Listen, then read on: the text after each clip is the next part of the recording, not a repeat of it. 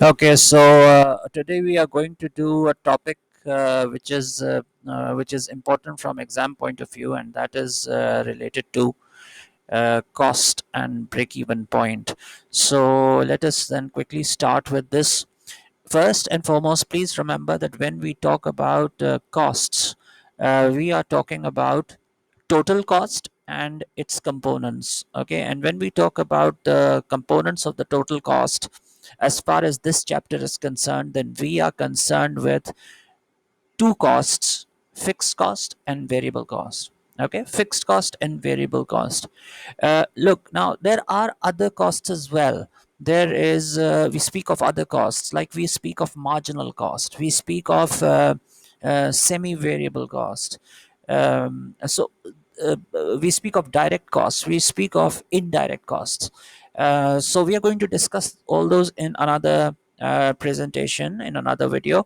But here we are mainly concerned with two costs: fixed cost and variable cost. And we are concerned with it because we are going to show how this affects what is called the break even point. All right, so let's start very quickly with this. When we talk about fixed cost, what is fixed cost? Fixed costs are all those costs which do not change with the level of output. Now, please do keep in mind the definition is very important. Fixed costs are not fixed. It does not mean that they will not change at all. No, they will change, but they will change with time. They will change with agreements, various agreements. They will change with government policy. Uh, they will not change with the level of production that I am doing. So that is the difference between the cost being fixed and the cost being immutable, not changing at all. So it's not immutable. It's not that it's not going to change at all. It's just fixed against the level of output. I always like the example of rent.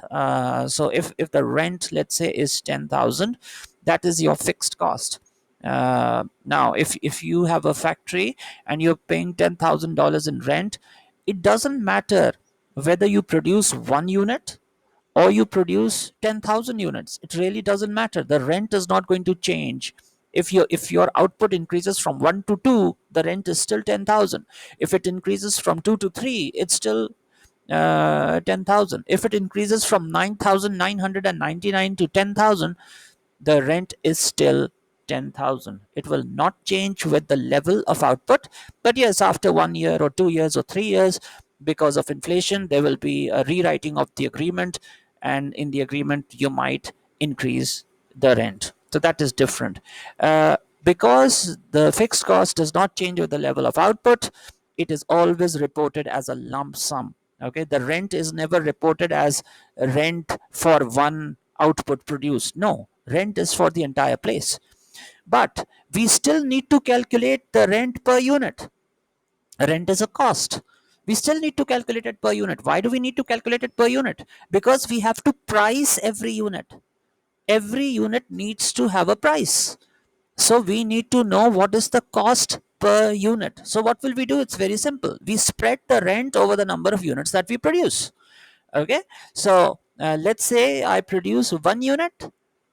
So what is the rent? 10,000. So what is the cost of the rent per unit?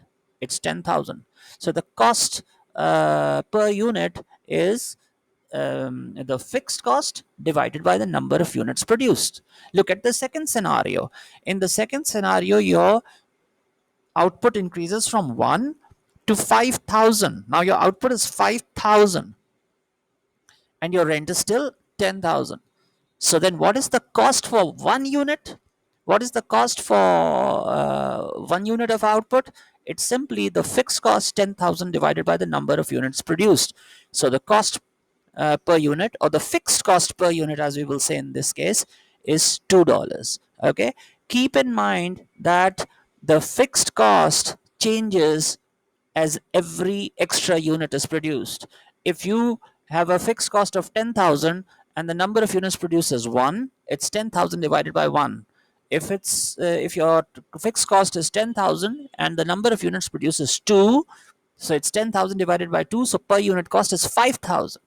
And if your number of output is 10,000, then it's 10,000 divided by 10,000. The number of the cost per unit is 1. So for every unit that you produce, fixed cost changes. That is why we say that fixed cost per unit is always variable. Okay.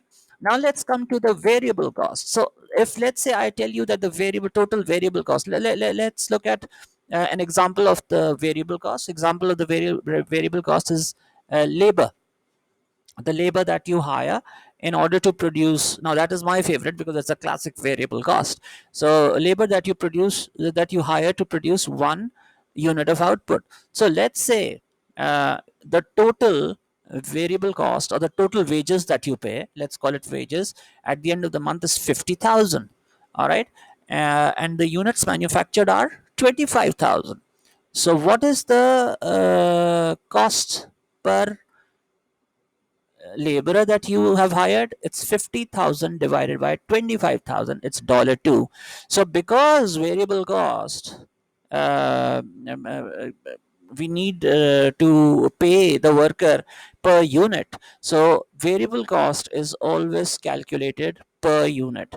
Variable cost per unit is always fixed.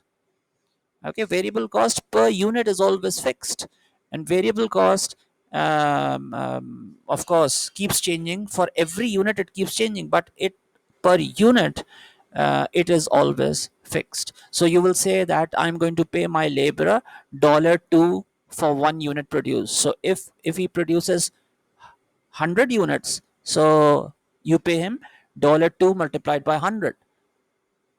But then if you want to work out what is the payment that you have made him per unit, it's very simple: 200 divided by 2. Okay, so that is going to be $2, which is fixed.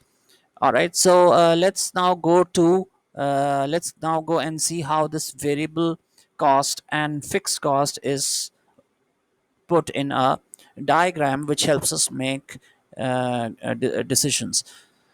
So let's look at this graph, and it is called the break-even point. Now, break-even point is that point where the firm is neither making a profit nor a loss. So at this point, the costs are being completely recovered. So we start here. Look at the fixed cost. The fixed cost is, again, take 10,000 rent. So fixed cost is not changing with the level of output. The output here is 0, and the output here, let's say, is 5,000. So whether you produce 0 or you produce 5,000, you still have to pay the rent. So fixed cost is a horizontal line parallel to the x-axis. uh, do keep in mind that this line does not start, it cannot start from the origin, because whatever you are producing, or whether you are producing absolutely nothing, you still have to pay the rent of the building or the fixed costs which are involved. Okay, the distance between this x-axis and this horizontal line represents TFC, the total fixed cost. Okay, now once you've paid the fixed cost, then we will start thinking about the variable costs. Okay, now variable cost is um, a cost which will change with the level of output. So if you are producing 0 units, look at this. If you're producing 0 units, then your fixed cost is here. It's still 10,000, but your variable cost is 0. Okay. But when we add the two curves, then we will see that, look, I have to pay 10,000 rent, and at this point, if I'm not producing anything, then my variable cost is 0.